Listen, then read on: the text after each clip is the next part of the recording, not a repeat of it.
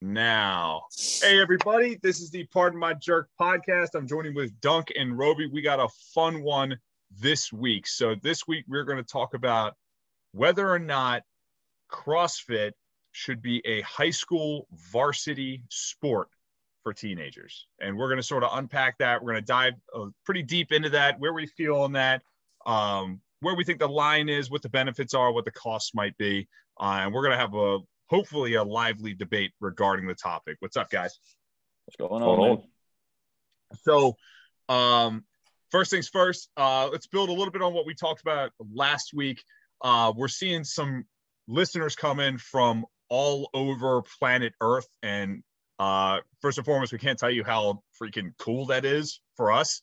What an awesome experience that's been. So if you're listening to us in a different country, if you guys have discovered CrossFit in a different way than we have, reach out to us, tell us what CrossFit looks like for you guys. Tell us how you found the games. Tell us how you found CrossFit.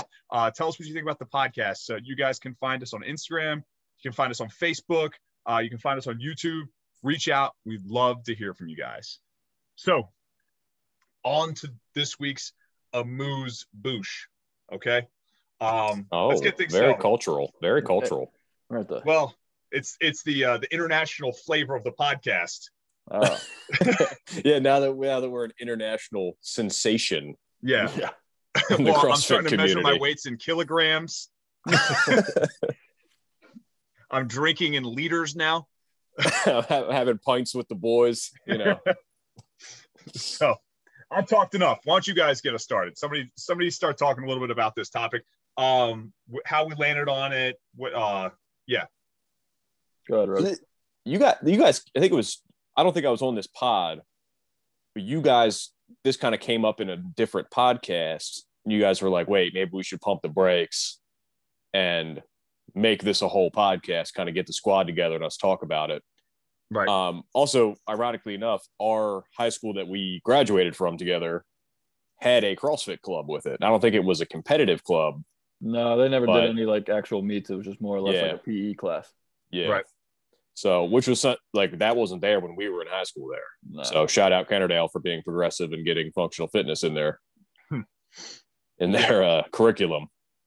So yeah, that's a whole separate thing that I think is awesome that we're seeing with a lot of high school PE programs, first and foremost, which is, we can probably dive into it a little bit more in the podcast, but it's kind of a separate, or it's like CrossFit the sport versus CrossFit the methodology, almost the same argument, you know? Mm-hmm. We've seen like the explosion of competitive CrossFit too, with these different divisions now too, where it's getting younger. We've got teens at the games, but there is no kind of localized competition for teens, really. There isn't like, districts for CrossFit athletes, but there's districts for basketball, baseball, football, soccer, whatever. So I think having CrossFit in the conversation there is going to be interesting as we get further into this episode, as to like how we would make it work in that high school varsity JV atmosphere. That's a really interesting topic to dive into. I like the thought of that. That's an interesting sort of exercise to kind of work our way through. I like that a lot. Yeah. Yeah. So first things first, why don't we talk a little bit about sort of the state of CrossFit for teen athletes as it is right now, right? What do we think about it? Why don't you start us off, Dunk? Like, kind of like, where are you seeing the sport go right now? What are you seeing with these teen athletes? What do you think the future is of it? Is it good? Is it bad? What do you think? I think the future of like CrossFit as a whole is good based off of what we're seeing through like a lot of these teen athletes that are already on the tops of these leaderboards for the open and everything. But as far as like it being in high schools as like its own sport, it's it's different than qualifying for the open to go to the games. I don't think that they're organized in a way where they'd be able to do it based in like a sports setting, like in a county or for like a state tournament. Like, it's just, I just don't see it working the way it is now. You know what I mean? Yeah. one of the things I'm starting to observe though, I feel like, so we saw an athlete, so we've seen, and full transparency, I'm not an expert by any means on, I wish we really, really had a strong teen CrossFit expert on here to really speak about this. That's sort of more ubiquitous within the sport. But we've seen like a lot of really strong teen athletes come and kind of fade. We haven't seen a ton of them really even translate into consistent competitors at the individual 18 and over level, right? And but I think what we were seeing early on was a lot of athletes coming from backgrounds of, I was a swimmer, I was a basketball player, I was a football player that became a CrossFit athlete, right? And now I think what we're going to start seeing is a lot more, it's going to become a lot more standard to see a Haley Adams, right? I think as far as like teens not panning out to be like the top level athletes when they're like 20 and 21, I think CrossFit itself is too overwhelming of a sport for a lot of teens to like kind of make it through that gauntlet, you know?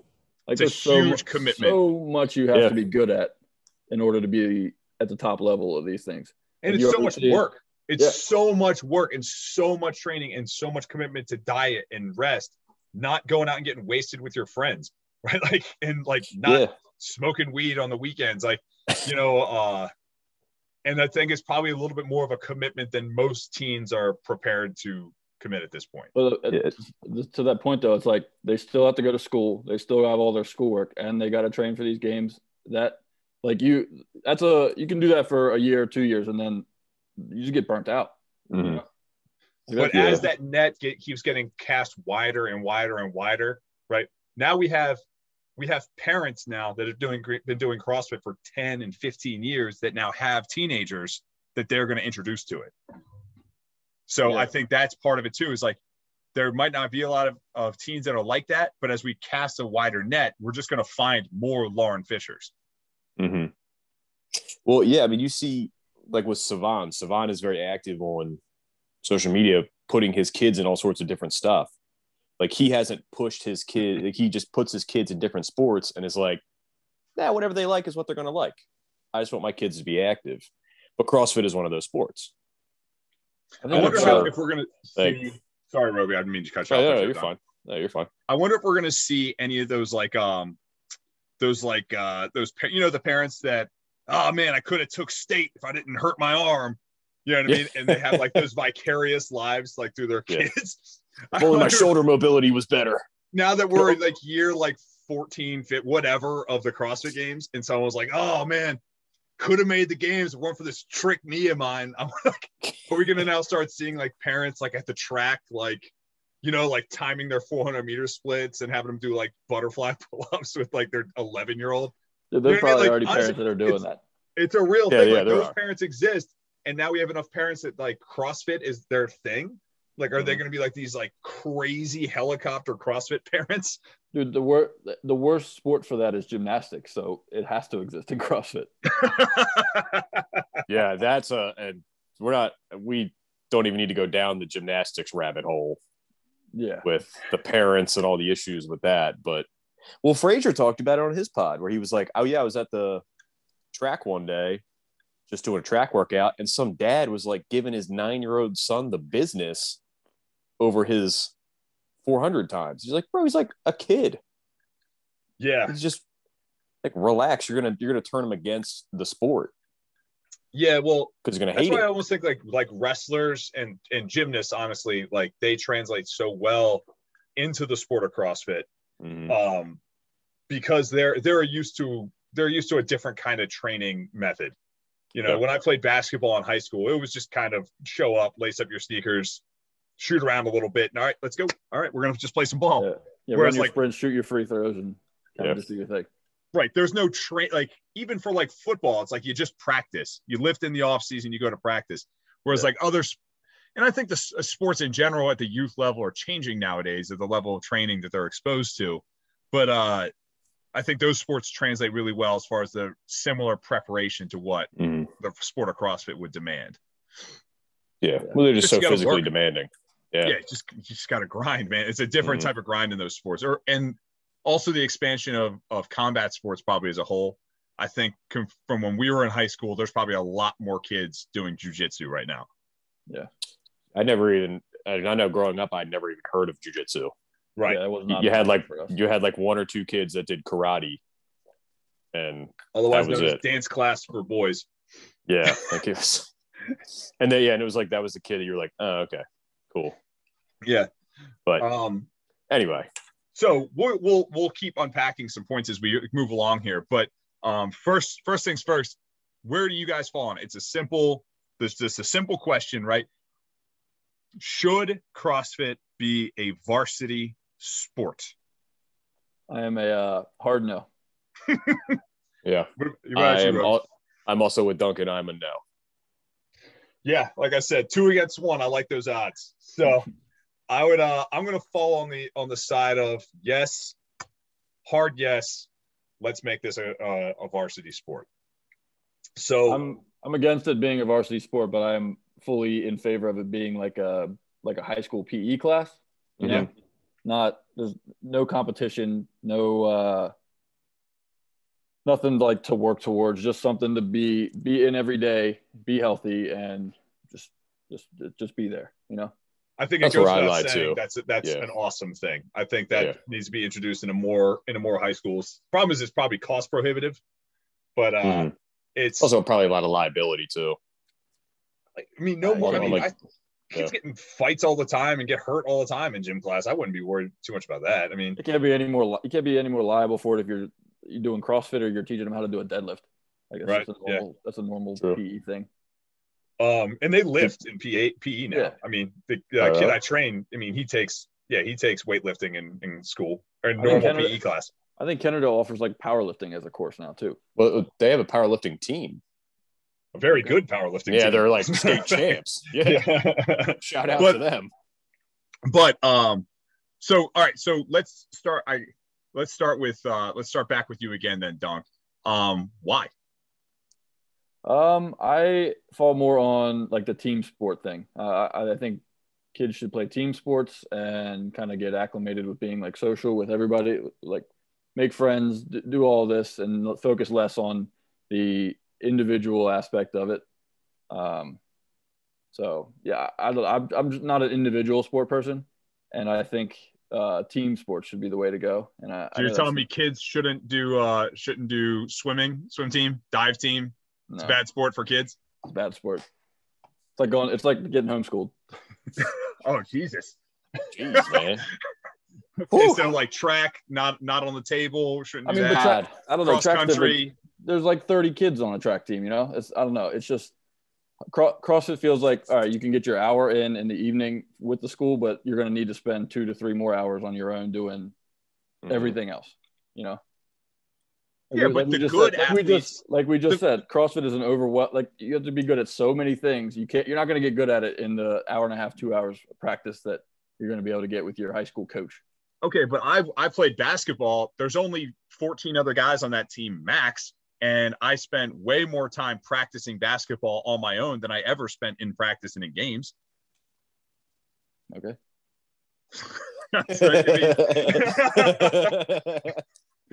Cool.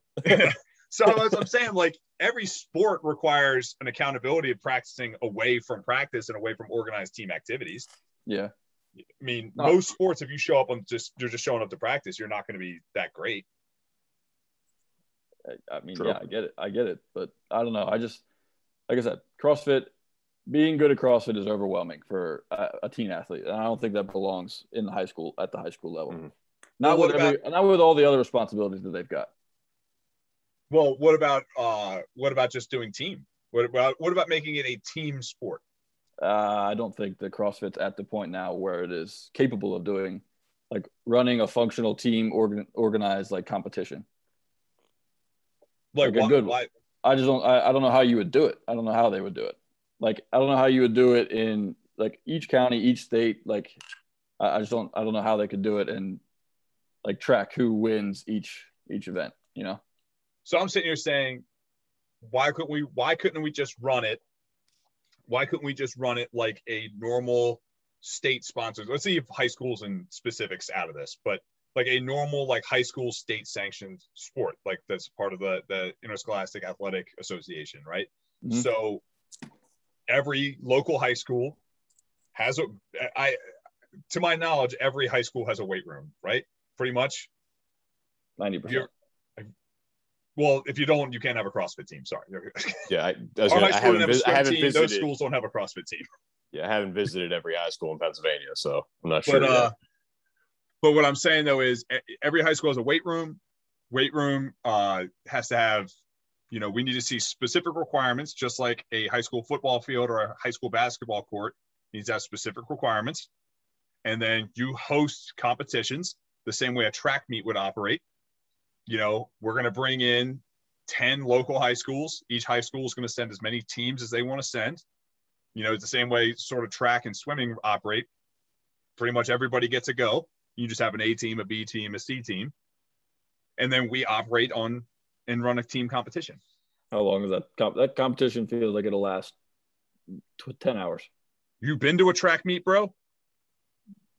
I was on a swim team. I haven't been to a track meet for that reason. Yeah. I've been on a swim team. They're long. Long. I get it. Track meets are long, but track meet, most of the events last I would say 60% of the events last less than 4 minutes. Yeah. But who does the programming? Most of your events for CrossFit competition. That's an interesting question. So that's what my main point why I'm against it is who does the programming for these competitions then? Is it standardized by was it PIAA or whatever the Pennsylvania league is? Or is just some jabroni just writing nonsense. Exactly. Is it every week, let's just say PIAA puts out, hey, for the comps going on this weekend at Kennerdale, Red Lion, wherever, here are the workouts for this week. Okay, then the next week rolls out. All right, here's what you guys are doing this Saturday. Or is it up to the hosting school to program, which then you run into, all right, well, I got a strong as shit team. I'm going to program more strength events so my guys can win. That's a fair question. And I know that Northeastern's sending their team and they can run for days, but they can't lift for shit. So we're not going to program any running. We're going to do the total. That's an interesting question. Yeah.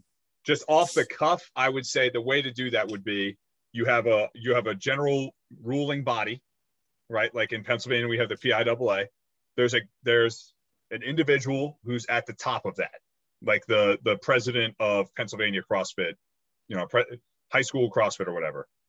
If you're going to host, say, a meet, right, or a competition, you have to submit your programming for approval to that gentleman or lady, basically the Dave Castro of this state. The way CrossFit, it's just the exact same way CrossFit's running their semifinals now. So, who's doing a Mid-Atlantic CrossFit Challenge? They're doing a competition. CrossFit said, you are going to be a semifinal for us. You can do your own programming, but you need to send it to us first, and we need to see certain boxes checked. We need a 20-minute, a 15 to 20-minute chipper. We need a sub 4 minute sub 4 minute couplet. We want a 10 to 12 minute triplet, something like that. So you're saying the host of each event would write their own programming. It would just have to be approved by a higher body. Yeah, I would say that's probably the best way to do that, right? Why not just have the higher body do the programming? Yeah, they're not biased in any way. Because I would say have an impartial third party do it. So we live in a small state. Pennsylvania is a relatively small state. In terms of area, it's a small state. It's probably decently populated. But I'm saying, in our relatively small state, imagine how many different competitions that is, and that ruling body has to program all of them. I think just logistically that would be very difficult. You would just put out, like I said, week to week. Hey, you're having meets this week.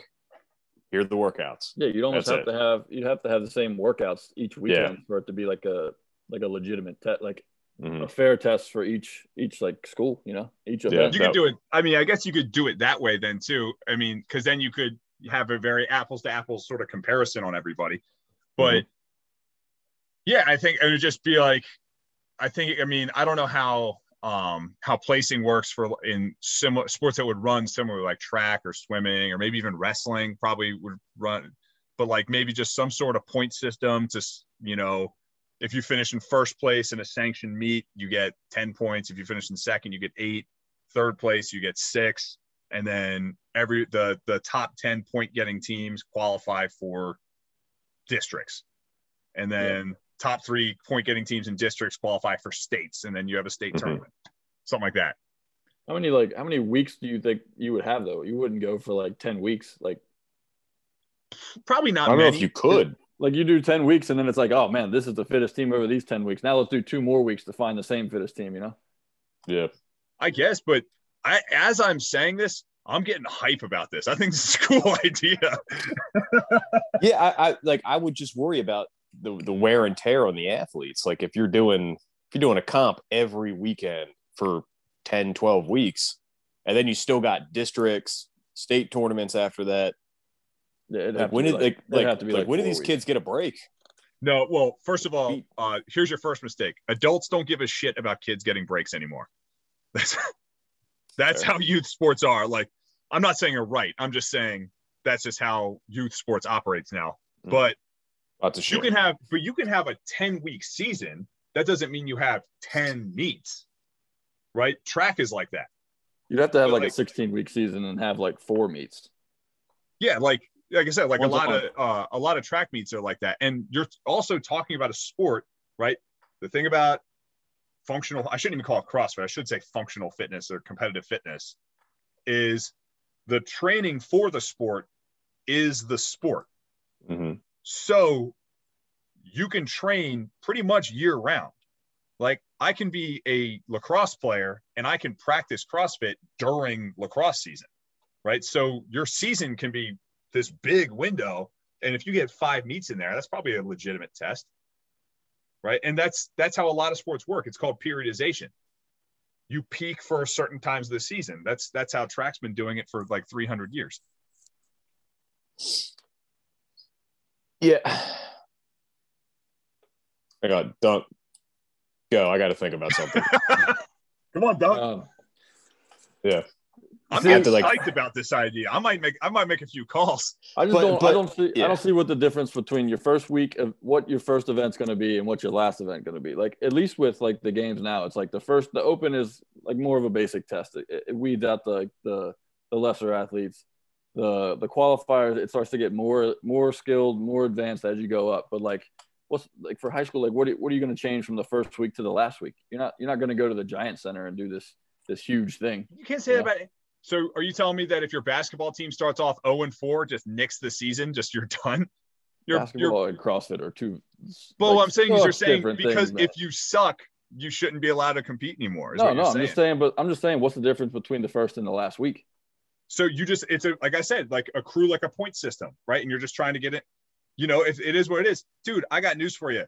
Kennerdale High School in 2008 was never going to win the state championship. There's just superior athletes out there, right? Yeah. So that's just sports, and then you hope you just come back the next year, or you hope you get something comes out of the tumbler on the programming that favors you well, and sometimes you have to compete against a Terrell Pryor or a LaShawn McCoy in high school, and it's just, you don't have a shot, or, you have, it's a long shot, I should say. Yeah. But I'm dead ass. I'm getting I think it's kind of a cool idea in that, like, like Roby said, like maybe we have like a 3-week window of different meets as like block 1, something like that. Programming comes from down on high. You have to complete that. You know what I mean? And then you can do that as an individual too. You can do team or individual and have the exact same structure. You have a hell of a time getting the right equipment to like each place to be able to program all these workouts though. That would be the biggest barrier to it. It'd be cost prohibitive and space prohibitive. You'd almost have to pick out 10 schools to be like, all right, you need this set of equipment in order to host this event. And then everybody else is just like, all right, if you can get it, you can get it. If not, show up and figure out when you get there, Right. Well, you can, that's the thing, right? So you just made a very interesting point. You go to the 20 20 schools in the state that have the infrastructure to support something like this, right? So we have a handful of schools that are within an hour drive of us that are monster schools that are graduating 500, 600, 700 kids, right? Their infrastructure could support this better.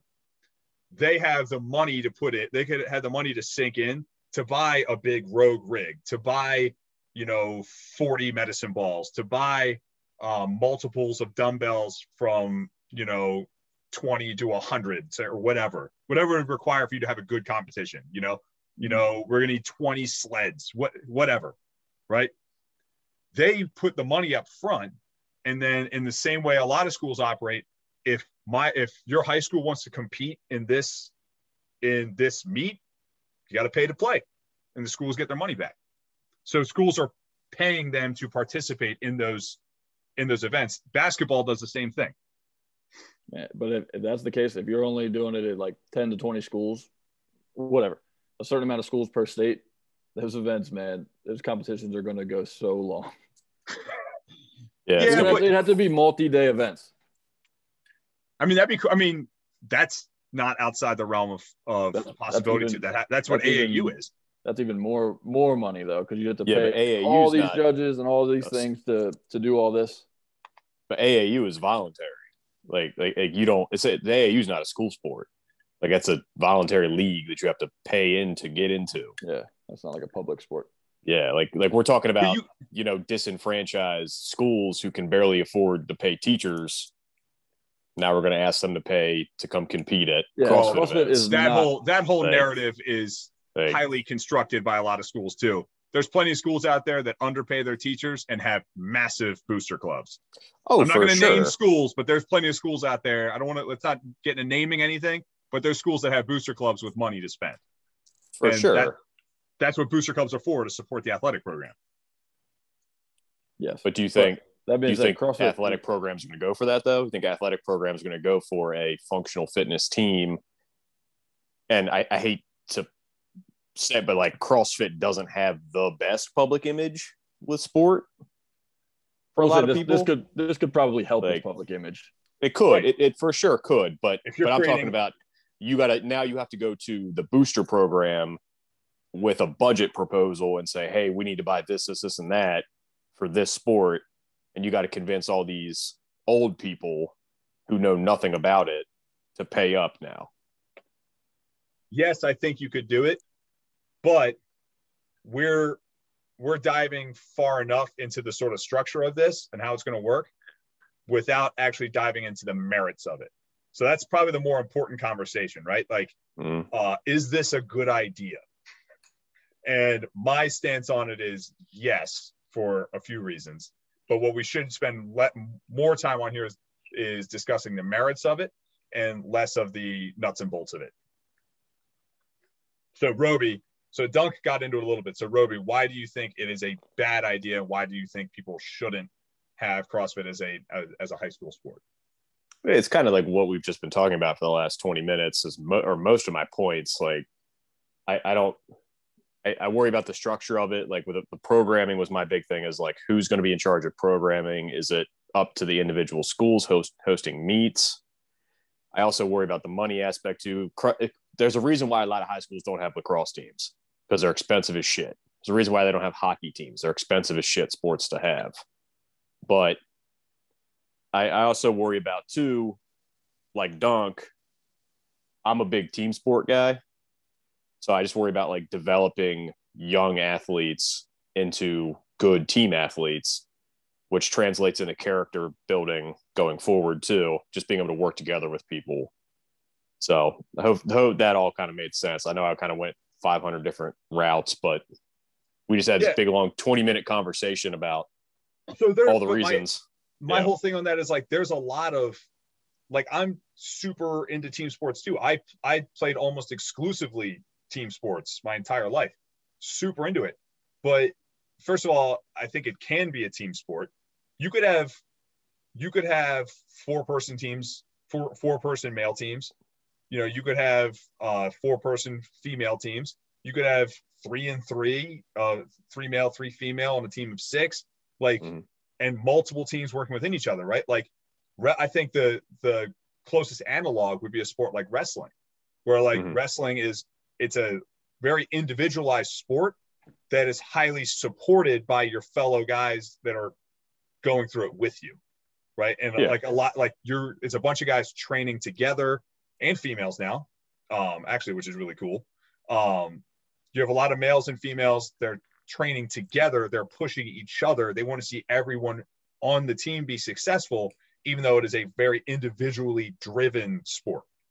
You know, so I think that'd be like a similar analog to it. But I mean, honestly, man, the biggest argument against my point, honestly, is who is going to coach it. That's the argument you guys should be making. That was, as you're talking, I'm sitting here thinking another issue that I have too is who is going to be teaching these kids these complex Olympic lifts, these complex gymnastics movements safely and effectively.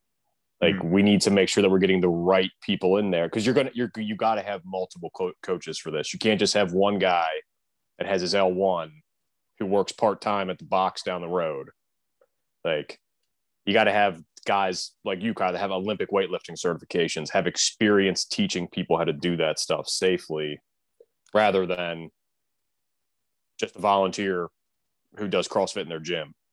That would be my biggest concern with it is, are we going to have a guy that's going to take oftentimes the combat sports sort of approach to it of, I'm going to beat the shit out of you for 2 hours, 3 hours, and that's going to make you better, right? Are we going to have people designing well thought out and thoughtful programming?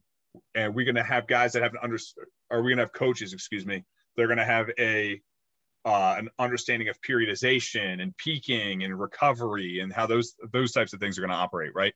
And are they, obviously the most important thing in the whole thing is, are we going to have people there that are going to be taking the time to keep these kids safe, right?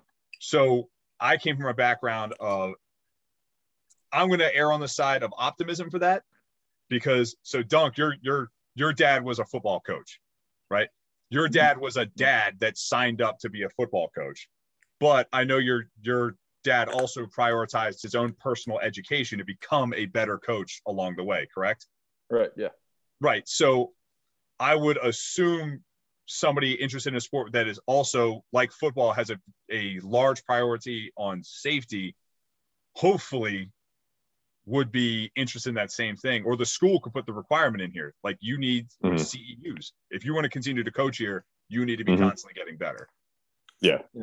Now, next question. When would you start CrossFit as a sport? What season? What age? Yeah. No, what age? Yeah, this was a good question. I wanted to unpack too. But the season is a cool question too. I want to talk about that. But so, are you asking me? I mean, yeah. Like, when do you think is the best time to start? Like, I think realistically, the best time to start is like when you start playing freaking basketball and soccer, when you're like 6, 7 years old, just teaching them how to like do the movements. Maybe not moving weight or anything, but teaching them on the blue team, teaching them the basics of each movement. That way, because when you're a kid, you can move any which way you want to, and it doesn't hurt. It doesn't hurt to do a squat right in the morning when you get out of bed when you're 6 years old. And the earlier you can squat better, the fundamentals, the better those fundamentals are going to be. Yeah, and you can squat better as a kid too. That's proven. Yeah. Well, yes and no, but up to about like 6 or 7 years old, then little kids' squats just get hellacious. But yes, so it's like there's like really two sides to this argument, because like, Dunk, what you're saying is true. If we want to take the Russian and Chinese method to, like, you're going to be great at CrossFit, we're going to introduce this to you at the age of 4, and you're like, we're going to teach you the air squat every single day until you're 6, you know. But the probably the more realistic side to it is you start out as a freshman. Yeah, it's just how it's got to be. And it's like, you know, a lot of places you can't play tackle football until you're 12, right? Which is not a great way to be introduced to the sport of football. So it's like, that the unfortunate reality of that situation is if you want to be prepared to play football, you got to be working with dad in the backyard. Right. Mm-hmm. You know, would you want to have like a feeder program, like a foundation? So let's say I'm a 7th grader and my parents both do CrossFit, and I know that I want to, I know they let me do some stuff in the gym with them, and I know I want to do the team when I get to high school. Yeah, so you're asking a bigger question there. Yeah, would you want to have like a feeder, like, you know how like we used to have like a flag football team, right? So you could learn the basics of football before you turn 12 and could play tackle football. Right. That you're asking a bigger question there, and it's probably another very pertinent question to this. And it's like, do kids belong in a gym?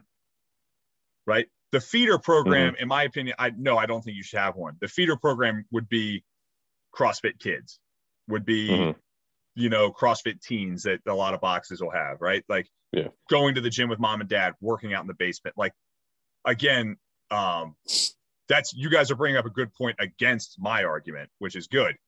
But I would say that's the feeder program. But it's something I've been trying to get you guys to get into here, is the merits of a kid's sport being in a gym. And there's a good chance the kid's sport being in a gym, spending a lot of time with people much older than them, because that would be, without the sport being very formalized and organized in the same way every other high school sport is. That's sort of the thing. Like, as a parent, I'd be thinking to my kid, like, I would really prefer my kid to be spending time outdoors with their peers and less time indoors with a 34-year-old dentist. Do you guys see what I'm saying? Yeah. Yeah. You know what I mean? So, and at this point, if you're going to start the sport, you're going to have to like work through boxes, because high schools just aren't going to have the equipment to be able to. Yeah. And they're just not going to have the money for it. Yeah. Like, schools just won't have the money for it. But I mean, we came from a very small high school. We went to a pretty small high school that struggles for money, and they have a CrossFit program there. Yeah, but their CrossFit program was one rig in like the back room behind the bleachers. It wasn't enough to have a sport or a team, you know? Yeah. Well, they don't have to host, but as long as if you can train, you can do the sport. You know what I mean? Mm-hmm. And really, I mean, the foundation of CrossFit as a whole is you can pretty much do it anywhere with very limited amount of equipment. Maybe your school doesn't have 10 rowers to train on, and the rower would be a nice tool to have to get better at CrossFit, but you can always run wherever you are. You can run, and you can use that to improve your endurance, right? Or maybe the kettlebell is an awesome piece of equipment to have to get better at CrossFit and better at life and more fit and stronger, all that stuff. But most high school gyms do have dumbbells that you can use to get better at CrossFit, the sport. You know what I mean? Mm-hmm. And pretty much as long as you have a place to do pull-ups and a barbell, like those are like probably the two most basic things like you need to have.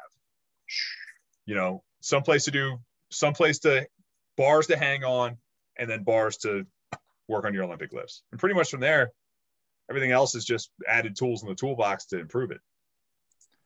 Boxes, there's schools have money to spend. Yeah, but they're not going to spend it on something that's probably not going to bring in a lot of money, especially if they're not hosting anything.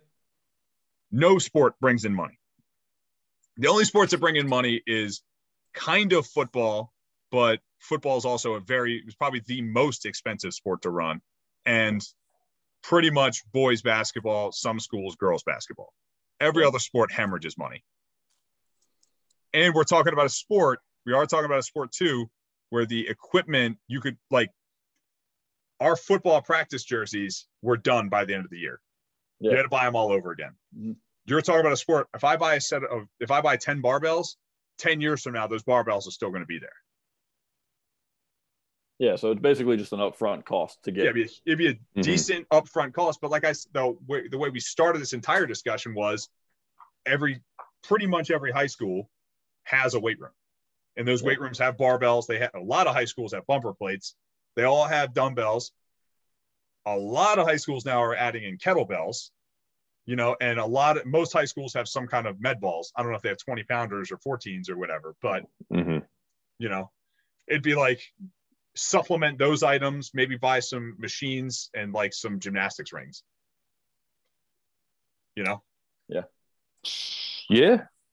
But again, I mean, let's get back to, would you guys have a problem with your kids' sport being CrossFit? Let's get away from the barriers to setting it up.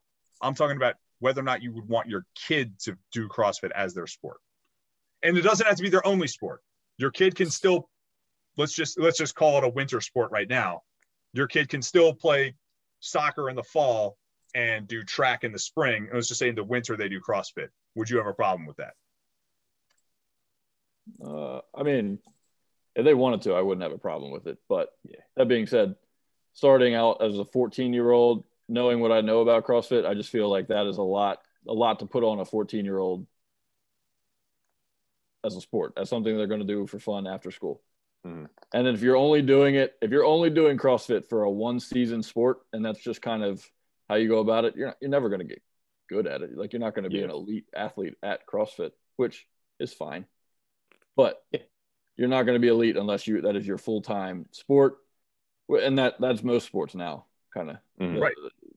A one sport athlete is pretty much the norm. You don't see a lot of 3-sport athletes going pro at anything anymore. Yeah, I would prefer my kid just do functional fitness as a way to stay in shape for other sport. I mean, I would just prefer that that's just their training that they do, supplemented with sport-specific training.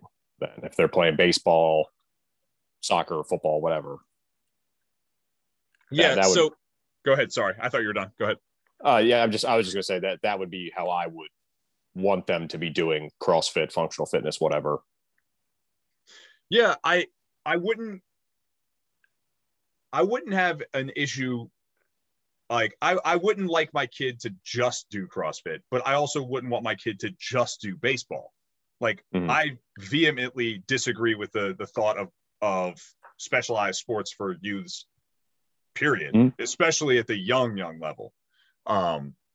So yeah, I wouldn't be great with my kid just doing CrossFit. But as far as like in conjunction with other sports, especially like I played baseball my entire life and I never took it serious. It was just kind of a fun sport for me, just something to keep me busy in the summer. Yeah. Like, especially if they kind of took that kind of approach to it, like, Dad, like, I'm a football player first. I love basketball. In the spring, I do this CrossFit thing because it keeps me in great shape for my other sports. Cool. That would be awesome to me. As far outside of that, I would be, especially given my profession, I would be up their coach's ass about how they're coached. Like, that would be the most difficult thing to sort of relinquish. But I don't see the more I talk about this, the more I really don't honestly see an issue with it. Like, because honest to God, here's the reality of the situation to me. Whatever gets more kids off their ass, whatever gets more kids exercising, whatever gets more kids face-to-face, real-life human interaction with one another, and on top of that, build stuff like grit, tenacity, teamwork, like all the things that you learn from confidence. That's a big one, right? Just self-confidence.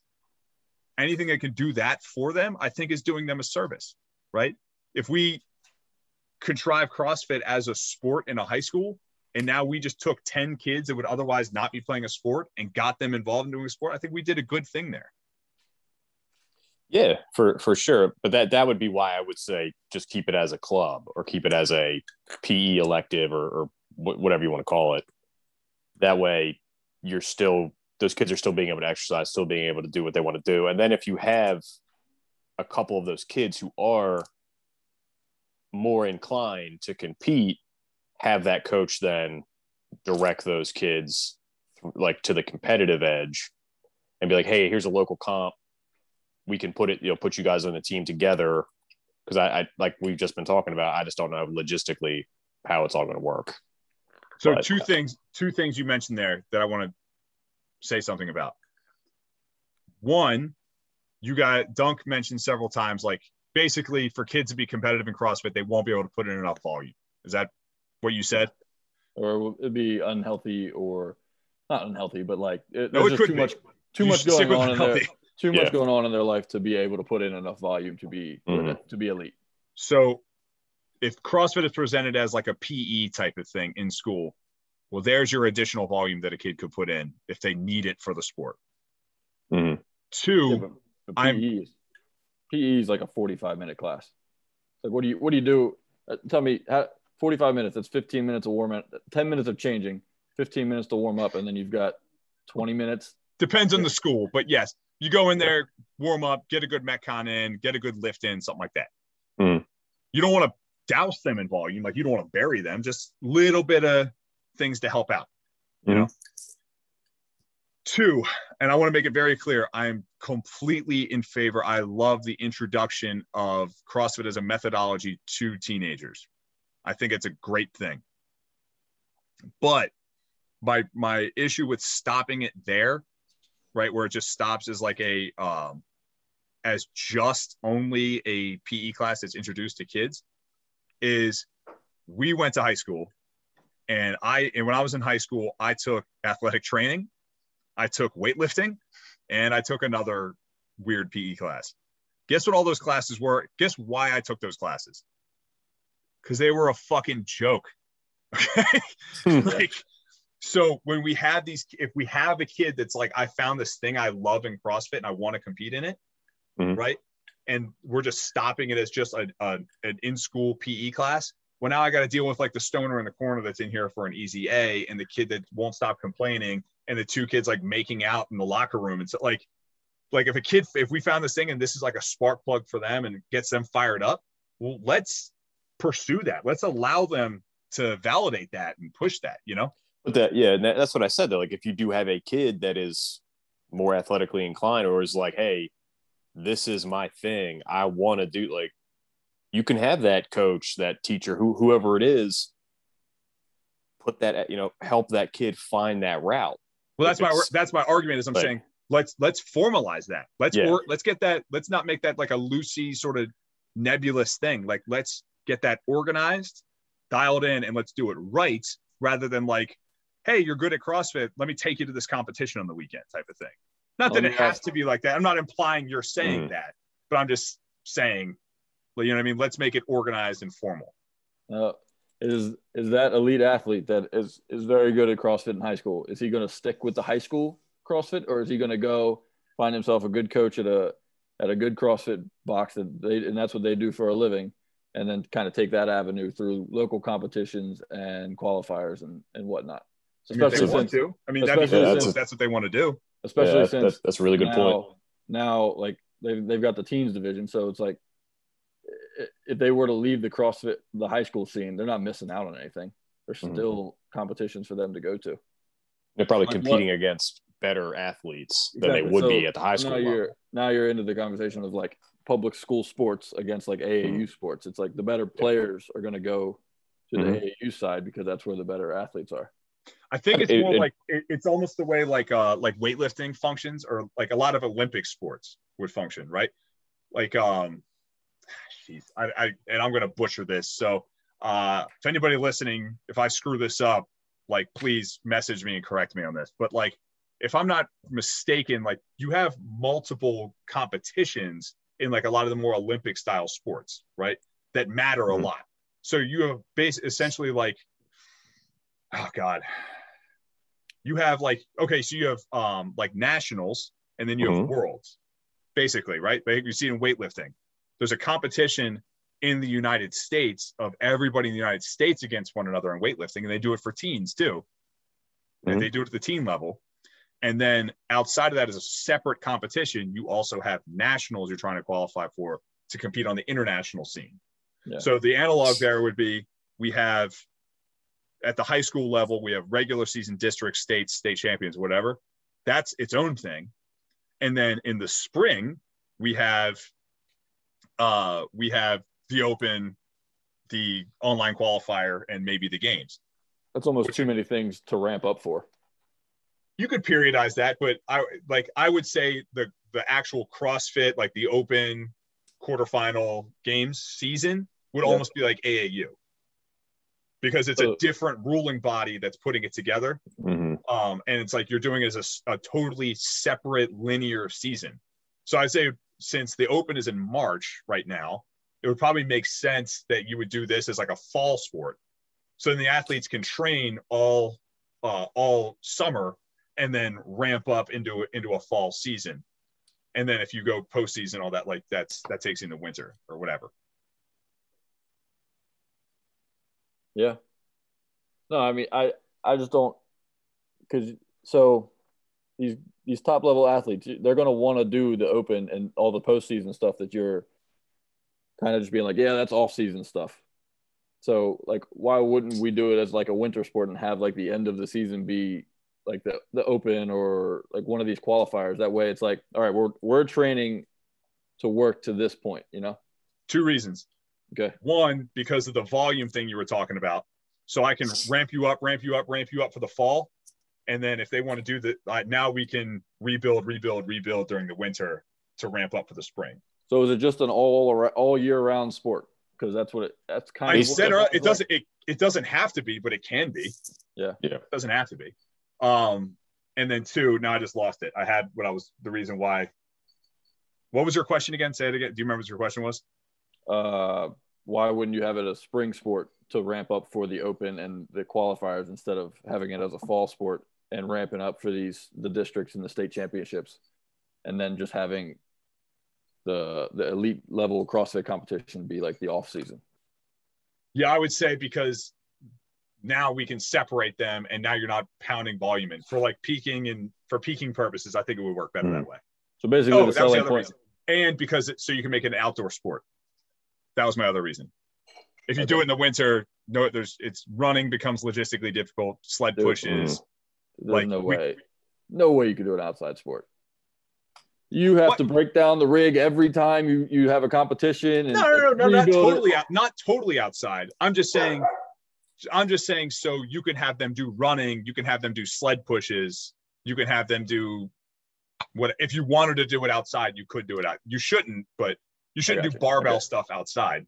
Right. But just to have that as an option, because if you want to do running and it's January, that sucks. And there's a reason basketball is an indoor sport. Right. Which separate hot take, I've been saying for years, basketball should be an outdoor sport. Hey, street hoops. That is a bold take.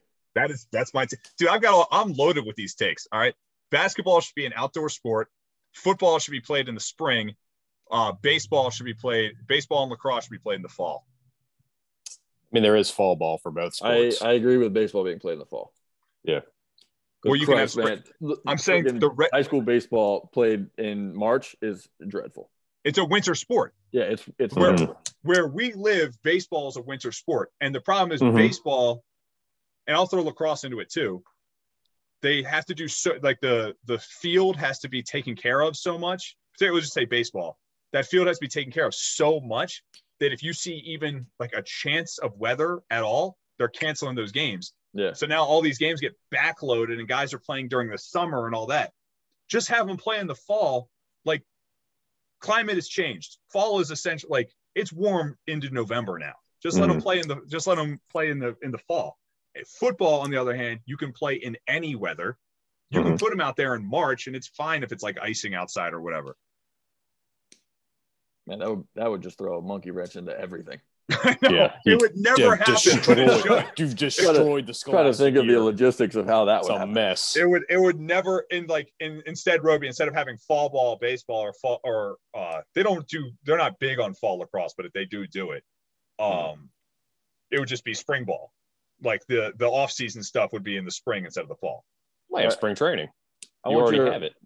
I want your 10-second answer on why basketball should be an outside sport. It's just a way cooler sport outside. Sports should be played outside. Have you seen the Uncle Drew videos? That's why. Nothing is cooler than basketball under the lights. Yes, hell yeah. Harlem. Hell yeah. Give them the opportunity to play it under the lights. Sick. Yeah. I'm on that team for that one. For sure. Basketball should be played outside. It's sports should be done outdoors. I'm sorry. It's as much as you possibly can. Look at the Winter Classic in hockey. Everyone loses their mind about that. It's the best. Coolest game of the year. Yeah. Basketball should be. Except when they try and do it on like a 70-degree day. It's fine. Well, we're not a political podcast. We don't need to get into climate change, Someone explain to me why volleyball is played in the fall. Why wouldn't we just take volleyball and put that in the winter? Because they play. I don't know why they don't put it in the winter, but play indoor in the fall, and then they play beach or whatever in the spring. Say, Dunk of all people should know how volleyball seasons work. His sister's a D1 player. Playing at the college level or in California or Florida, basically, they do that. But what I'm saying is they should just take that out of the fall and put it in the winter and make basketball a fall sport and play it outdoors. You can't. It'd be hard to do a fall sport because of daylight savings too. Under the lights, baby. The lights, dude. Under the lights. Let's get up. What season was tennis played in high school? Was that a fall sport? It was fall. Yeah, it's hard because they separate men and women. So I think tennis was all just fall. Men and women was just fall. I think. I could be wrong. I couldn't tell you one person on our tennis team. Well, there's your daylight savings, buddy. Yeah, that's what I'm saying. Like they made tennis work. I'm fairly certain tennis and like golf, they got to leave at like 10 o'clock in the morning to go do their matches. Those, I tell you what, I hope someone that we went to high school with that was on the golf team listens to this. I know what you motherfuckers were doing. Like, and just like, it's 9:30. Yep, time to leave. All right. Oh, we got to meet today, guys. We got to go hit the links. Okay. It's like, and dude, I know you guys were all doing the John Daly warm up, like drink 3 Diet Cokes and smoke 2 cigarettes before we went out there. Yeah, and they're just all dipping. They're just dipping through the whole time. I was like, you sons of bitches. I know, I messed up. I should have gone with golf. Yeah, you bastards. Yeah, that's a. I mean, I think it's pretty clear that I should probably be head of the Pennsylvania Interscholastic Athletic Association at this point. I've got some good ideas. For the CrossFit shake division. Things up, baby. We've been doing it the same way for too long. You'll ruin the sports infrastructure for Pennsylvania. Be the shortest lived. It'll just be there'll be no more sports. You'll break it. You'll break the system. No, I would fix the system. I would screw up college recruiting. That's what I would screw up. Mm-hmm. Someone needs to tell me. This is the question that needs to happen. Why is wrestling and basketball in the same season? Why wouldn't it be? Because they share the court. They share the same court. Yeah, but like you roll the mats. I mean, you can roll the mats up. In the spring, there's like 4 sports that share the same field. Yeah, a field though. But like basketball, like you're just in one area. I don't know. It seems like there's always issues with wrestlers and basketball guys needing to be in the same place. Well, this wouldn't happen if we just played basketball outside. See? We wouldn't have to worry about it. Logistically, so simple. You can take a basketball court and put it anywhere. You ever shot on outdoor hoops, though? They're not fun to shoot on. Technically, you could take a wrestling mat and put it anywhere either, too. Like, there is also that. Let's put them outside. That'd be cool.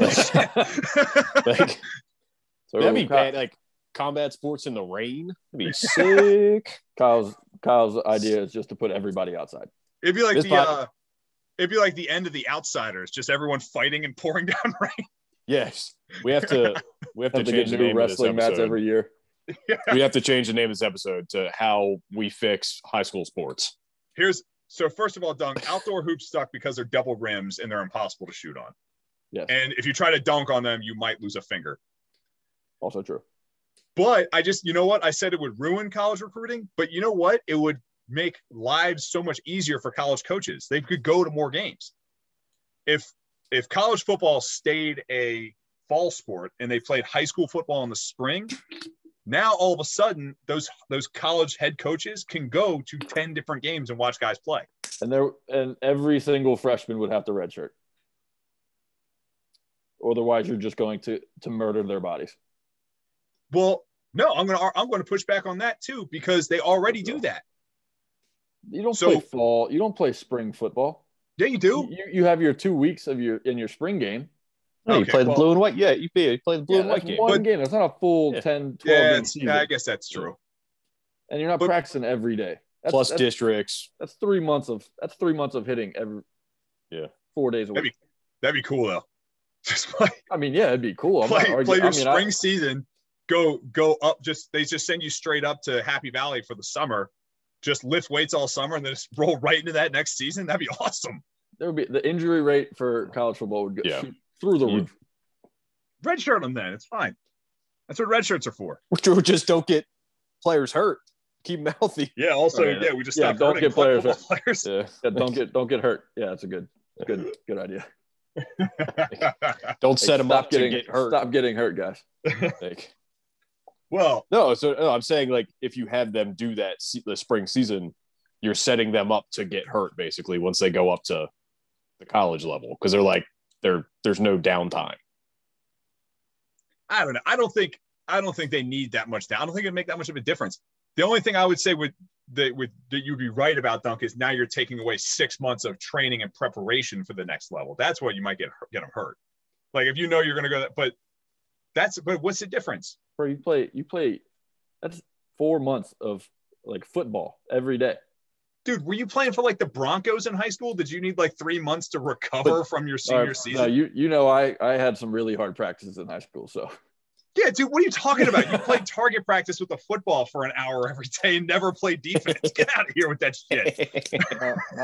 Not everybody has a cushy life. But I guess it's different for these guys that are going D1 though, and they're playing for these big, huge, like Bishop McDevitt schools. Like, yeah, I mean, we weren't exactly in these crazy leagues. We weren't playing against a Dominican Sue or anything. Yeah. So. Well, this has been great podcasting content. Yeah, I'm really happy with the direction we went on this one. That's why I said we have to change the name of this episode now. Like, should CrossFit be a high school sport for the first 45 minutes, and then we talk about how we're going to fix high school sports, and then talk about D1 football. Before we sign off, let's bring it back around. Let's reel this one back in. Parting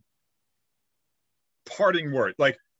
We talked about this for 45 minutes and we talked about other sports for another 20 minutes. Let's bring it back to where are you falling on it now? What would be the best course of action? So the head of the PIAA comes out and says, we want to make CrossFit a high school sport. Where are you landing on it? How do you feel about it? What do you think the best course of action would be? Roby, you go first. I still think it should just be like a club, like an after school program. But after our conversation, I do definitely see where it could work. If you put all the pieces of the puzzle exactly where they need to be, it could work. But I still think focus on just having them do functional fitness as a way to stay in shape for other sports. The kids who catch the bug are going to naturally gravitate towards those other gyms and more intense competition. And we should nurture that. But that's where I'm at this point. I think I like the idea of putting it in high school, not as a sport, but more as like an off-season, like training program for other sports. Mm-hmm. And then like a PE style class. That's it. Yeah. not a club, not a sport. You just want it straight up. Well, no, allow the kids to do it if they want to, and if they want to make it their sport, then they can go to the boxes 10 minutes down the road. What if your kid wanted to compete in CrossFit? Then you can go to the boxes 10 minutes down the road. That's it? Yeah. Like you just be like, just jump in on classes? Yeah, why not? No, it's fair. I still plan on doing CrossFit, so like I'm going to be at the boxes. That's 10 minutes down the street, so why not? He can come with me, and I'm fairly certain all the people in my gym are good people, so I don't see an issue with that. I think that's going to be the case anyway. They're going to either high school is not going to be the answer for them to become the elite level athlete in the CrossFit space. So if that's what they want, then they're going to go to the box anyway. In my opinion. In my opinion. Yeah.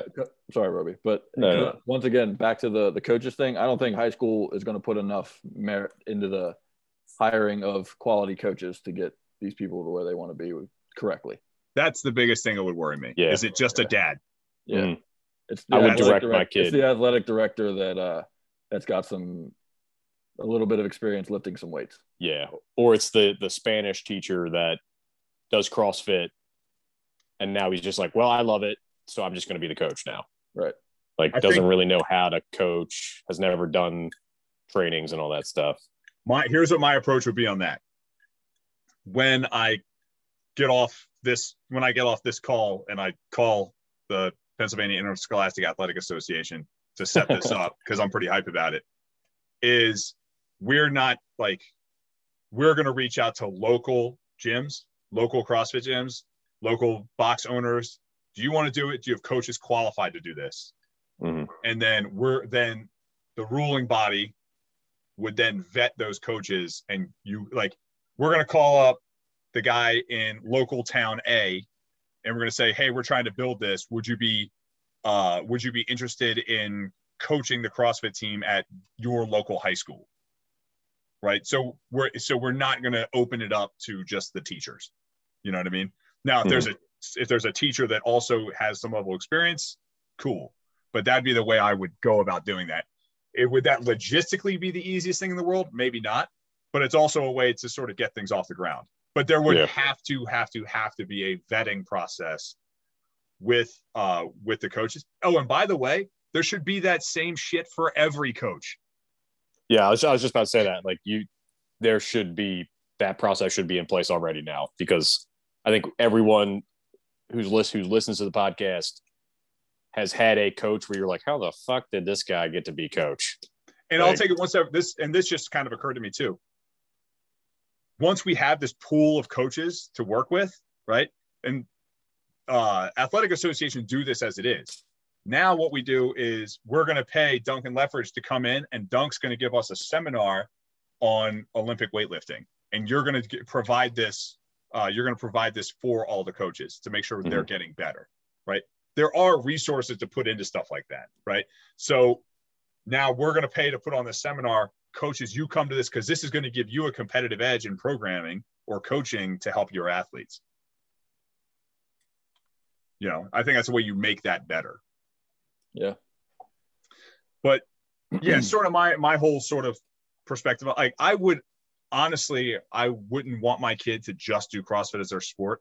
And even if they were like, I want CrossFit to be my sport, I want to do this at the college level, I want to do this at the pro level, I want to use this to make an income, whatever, I'd be like, cool, you should still play at least one, if not two other sports, if not three other sports. You know, like, I still want them exposed to as much as humanly possible. I still want them to develop them as an athlete, and more importantly, develop them as a person and gain experience working with a team, working with different types of coaches, working with different types of people. You know, I 100% would want that, but I see no harm in the school providing that to kids. Yeah. So, yeah, just think there's just a lot of moving parts to work out with it. I think there's it could work. a lot of work that would have to go. Yeah, I think it could work, but you've got to have somebody who's like yourself, very passionate about it. At at the helm, because schools are not just going to be like, maybe we should do this. Right. So, well, I think that's a great place to put a button on it for today, guys. Thank you for jumping on. Listeners, thank you so much for listening to us. We appreciate your support. Thank you for tuning in. Don't forget to give us a follow on Instagram. Don't forget to give us a follow on our Facebook page, and check out our content on YouTube. Say goodbye, everybody. Later, guys. See ya.